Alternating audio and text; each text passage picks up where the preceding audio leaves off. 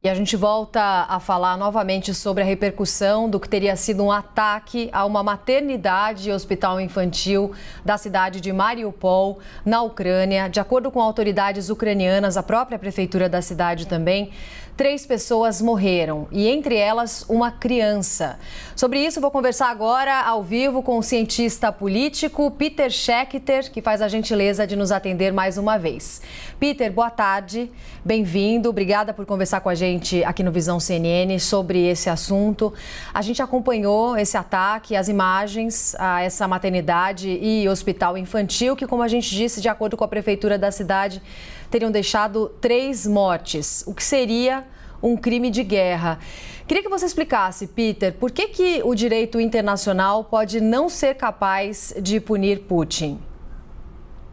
Roberta, bom dia. Obrigado pelo convite, como sempre. Olha, os crimes de guerra são o que vimos particularmente nessa maternidade, mas também o que acaba de falar o secretário Blinken, tem crimes de guerra em tudo quanto é lado nessa invasão da Ucrânia. Temos visto muitos lugares cheios de civis que foram atacados indiscriminadamente. O problema é que as leis internacionais dirigem tudo criminal de guerra para a Corte Internacional na Holanda, na Haia. E isso vai ser muito difícil. Quem vai capturar o Putin e levá-lo para a Haia? É muito difícil de conceptualizar isso. Então, realmente tem que ser juntos a comunidade internacional que continue fazendo o que está fazendo agora, que é de realmente de punir a elite russa e todas as pessoas que rodeiam o Putin, para demonstrar que quem tem a ver com ele vai ser diminuído financeiramente, politicamente, internacionalmente, diplomaticamente. Mas levar ele para a Corte Internacional é muito difícil de conceptualizar.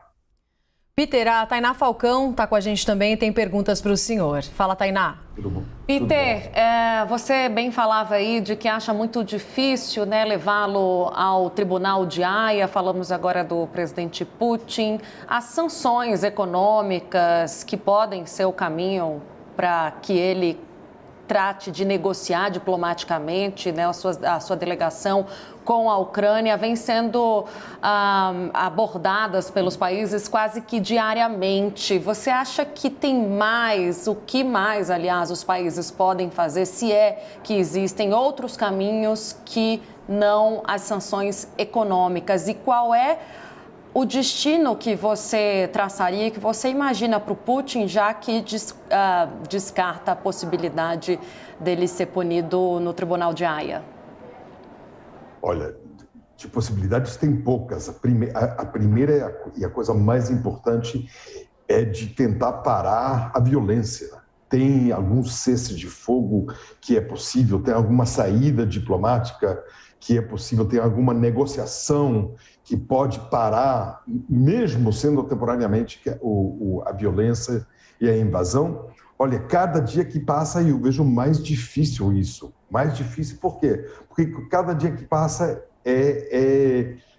qualquer saída para Putin é uma saída humilhante. Ele não só está tornando Ucrânia numa catástrofe humanitária, mas ele está tornando o país dele, a Rússia, numa prisão.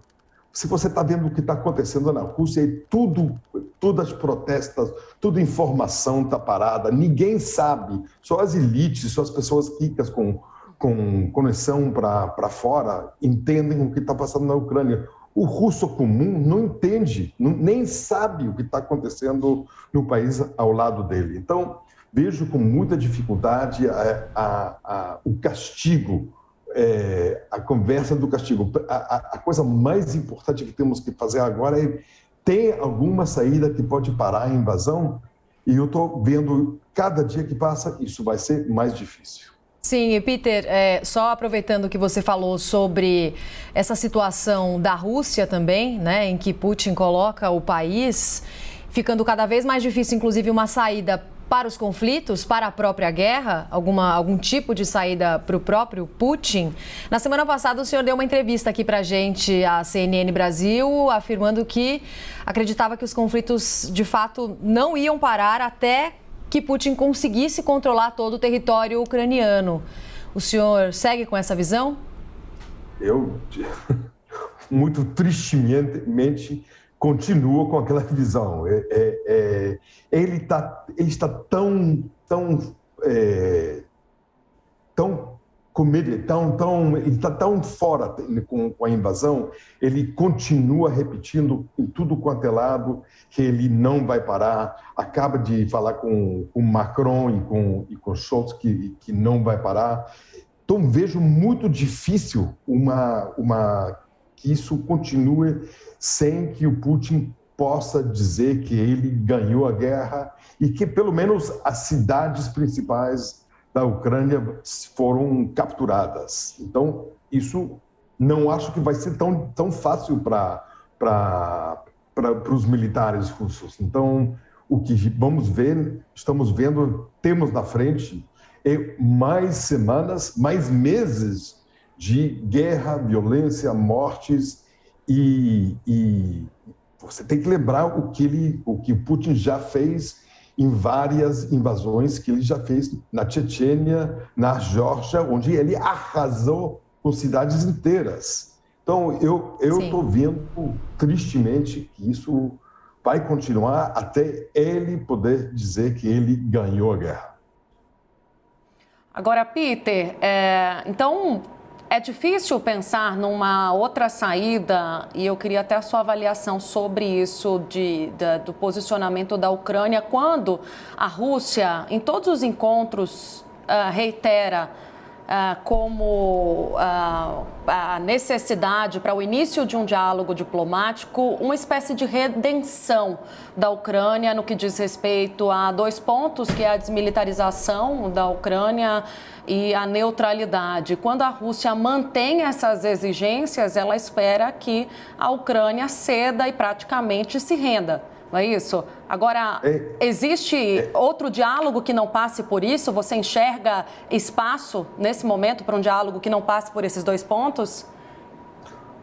Olha, possibilidades de diálogo podem ser também algum tipo de situação legal diferente para a parte oriental da Ucrânia, onde os russos poderiam dizer que na parte oriental da Ucrânia, onde moram mais russo-parlantes que ucraniano-parlantes, onde aquela parte da Ucrânia tem uma nova situação legal, que não depende só da Ucrânia, nem depende da Rússia.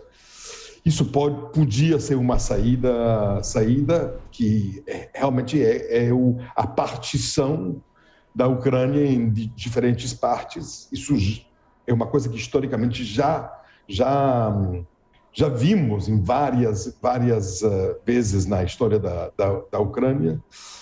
Mas eu também acho que os russos estão pedindo coisas não só da Ucrânia, mas também da OTAN.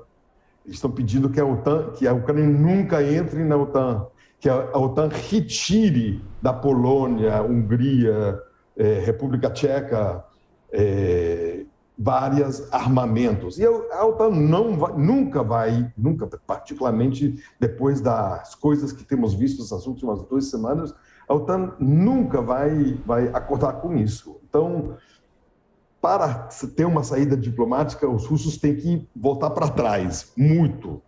E eu não sei se o Putin é desse tipo de pessoa, ele vai voltar para trás, não sei.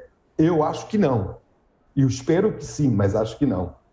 Ô Peter, e só para a gente encerrar, já que a gente falou sobre as limitações das sanções econômicas, né? A gente vê a União Europeia, por exemplo, com a dependência energética, que chega a esse limite, mas também voltando à questão dos crimes de guerra, não só da maternidade, que a gente tem informação dos 3 mortos, entre os mortos uma criança, mas também dos outros civis que foram afetados, mortos e feridos por esses conflitos. Quais são os limites? A comunidade internacional, mais algo a ser feito a partir de agora?